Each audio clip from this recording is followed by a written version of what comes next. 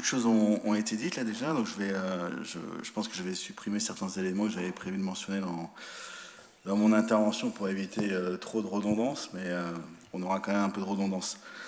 Alors d'abord, je voulais vous dire que on a effectivement eu il y a quelques jours une commission urbanisme, où vous nous avez annoncé que le nouveau PLU serait dans ce conseil municipal, c'est-à-dire effectivement à peu près 500 pages d'un ensemble de documents essentiels quant à l'avenir de la ville. Du coup, je vous ai demandé, lors de cette commission, effectivement, s'il était possible d'avoir ces documents avant les 5 jours légaux précédant le conseil municipal, en requête que vous avez acceptée, vous l'avez dit à l'instant. Vous avez accepté cette requête et je vous en remercie. C'était important pour nous d'avoir le temps de s'imprégner de cet ensemble assez fastidieux. Et à mon avis, vous avez fait preuve d'un peu d'ouverture sur ce sujet, même si effectivement ça reste un délai quand même qui reste court par rapport à la volumétrie. Voilà. Bon, en tout cas, je ne suis pas certain qu'il y aurait eu cette forme d'ouverture sous l'ère du cabinet Vogel. Voilà, je voulais le signaler. Alors d'abord, physiquement, vous persistez à nous faire croire qu'un des objectifs de ce PLU 2024-2030 serait d'assurer le maintien du nombre d'habitants en planifiant la production de logements. Pourtant, vous projetez quand même sur une population en 2035, ça a été dit, de tout près de 50 000 habitants, ce qui est quand même substantiellement supérieur aux chiffres que nous connaissons aujourd'hui. Ça représente quand même une augmentation de la population d'un quart par rapport à l'année où nous nous situons. D'ailleurs, vous la mettez plus loin dans la note de synthèse, puisque vous dites la prospective territoriale qui, je cite, la prospective territoriale qui découle de ce croisement de données entre existants en cours et volonté du PLU, horizon 2024-2035, permet d'établir une progression de 9 382 habitants par rapport à 2020, nécessitant de calibrer les services, les réseaux, etc. Alors, cela étant dit, le PLU, c'est aussi l'occasion de mettre en lumière 19 emplacements réservés qui permettront à la collectivité de programmer des équipements d'intérêt général sur des sites déjà urbanisés. Alors, on se rend compte que ce sont principalement des ouvrages destinés à la restauration de corridors biologiques, des extensions concernant des groupes scolaires, la création d'un équipement sportif, on a parlé sur le site d'Enedis, ou encore l'extension du cimetière Melun Sud. Bon, il n'y a pas grand-chose à dire là-dessus. Tout ça semble des emplacements réservés non contestables. Un sujet plus sensible, on a la déclinaison des OAP, les orientations d'aménagement et de programmation.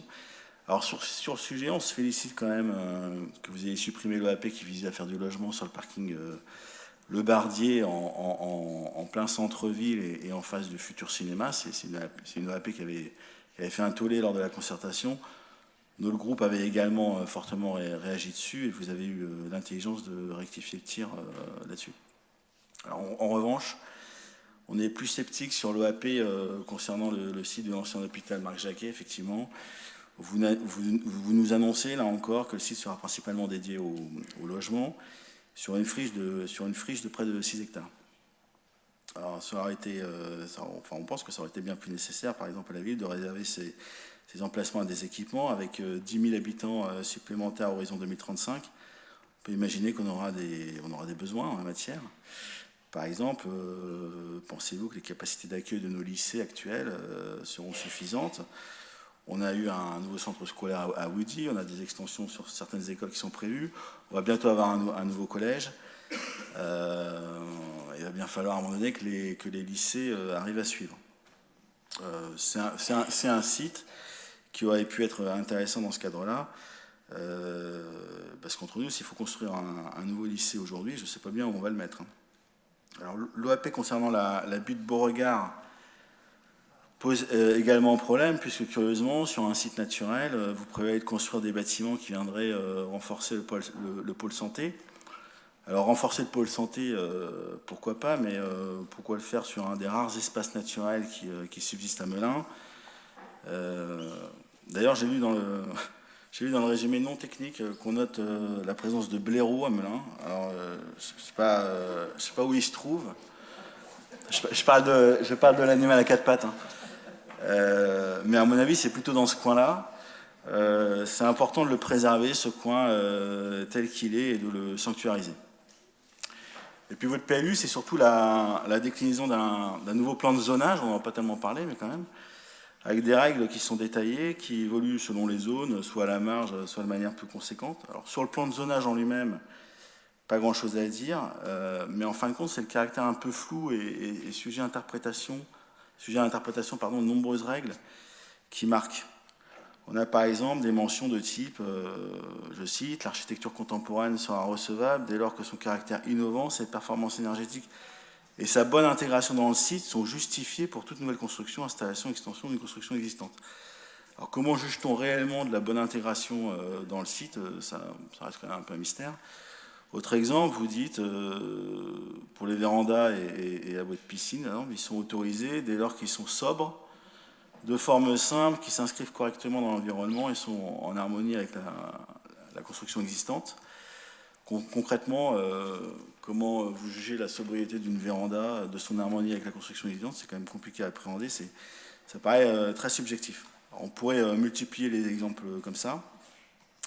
Alors ce flou est parfois compensé par des mentions dans des EAP thématiques, mais ce n'est pas toujours le cas. Et pour finir, je voudrais pointer sur une réserve qui est dans le résumé non technique, à savoir les édifices patrimoniaux ne sont pas protégés dans le cadre du PLU. Au regard du vaste périmètre que couvre le SPR, le site patrimoine remarquable, en cours de révision, le choix a été fait de ne pas multiplier les outils de protection, le SPR étant déjà protecteur, et la ville a fait le choix de réaliser une OAP thématique encadrant les futurs travaux sur l'existant. Encore une fois, l'OAP thématique, dont il est fait mention ici, quand même, elle est très succincte, elle aurait pu être un peu plus engageante, même si on sait effectivement que ce sont les règles du SPR sur son périmètre qui prévalent. Voilà, donc pour toutes ces raisons et pour d'autres qui ont été évoquées par les collègues de l'opposition, sur lesquelles je n'ai pas forcément voulu faire de redondance, on votera contre. Merci. Guillaume, c'est bon ?